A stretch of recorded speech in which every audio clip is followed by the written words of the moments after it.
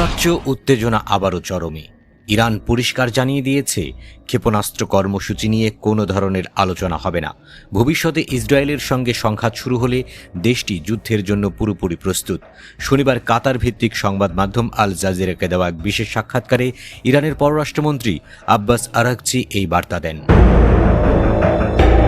Araghchi বলেন, Iran পারমাণবিক কর্মসূচি নিয়ে আলোচনা করতে প্রস্তুত, পশ্চিমা দেশগুলোর উদ্বেগ দূর করতেও সম্মত, তবে তাঁদের শর্তগুলো অসম্ভব এবং অগ্রহণযোগ্য।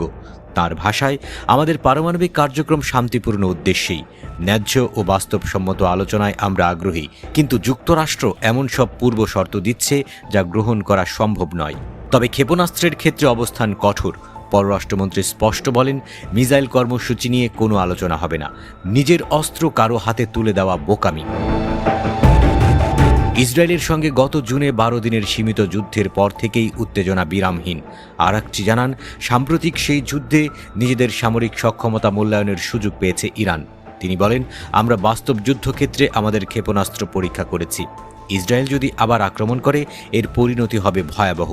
গত যুদ্ধ থেকে আমরা গুরুত্বপূর্ণ অভিজ্ঞতা অর্জন করেছি। ইরানের দাবি, তারা এখন সর্বোচ্চ প্রস্তুত অবস্থানে রয়েছে। আমরা প্রতিটি সম্ভাব্য পরিস্থিতি মাথায় রেখে প্রস্তুত। শত্রুপক্ষের কোনো উস্কানি আমাদের অপ্রস্তুত অবস্থায় ফেলতে পারবে না।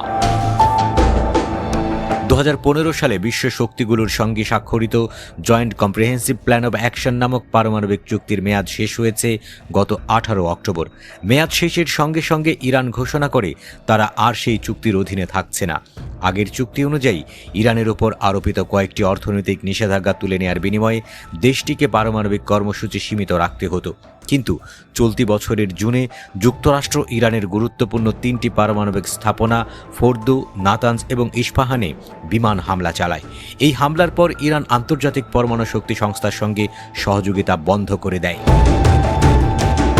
পাশাপাশি ব্রিটেন, ফ্রান্স এবং জার্মানির উদ্যোগে 27 সেপ্টেম্বর জাতিসংঘের স্ন্যাপব্যাক ব্যবস্থা সক্রিয় হয়, যার ফলে ইরানের বিরুদ্ধে পুরনো আন্তর্জাতিক নিষেধাজ্ঞা আবার কার্যকর হয়। ফলে অস্ত্র বাণিজ্য, ক্ষেপণাস্ত্র প্রযুক্তি এবং আর্থিক লেনদেনে ব্যাপক সীমাবদ্ধতা ফিরে আসে। এ প্রসঙ্গে আরাগচির মন্তব্য, ইউরোপীয়দের নেওয়া স্ন্যাপব্যাক সিদ্ধান্ত অবৈধ। আন্তর্জাতিক সম্প্রদায়ের মধ্যে এর প্রতি কোনো ঐক্যমত্য নেই। আমরা পশ্চিমাদের সঙ্গে সম্পর্ক চাই, কিন্তু কোনো চাপ বা নির্দেশে নয়। যুদ্ধের সময় পারমাণবিক স্থাপনাগুলো ক্ষতিগ্রস্ত হওয়ায় সমৃদ্ধ ইউরেনিয়ামের অবস্থান নিয়ে নানা গুঞ্জন এবং উদ্বেগ সৃষ্টি হয়।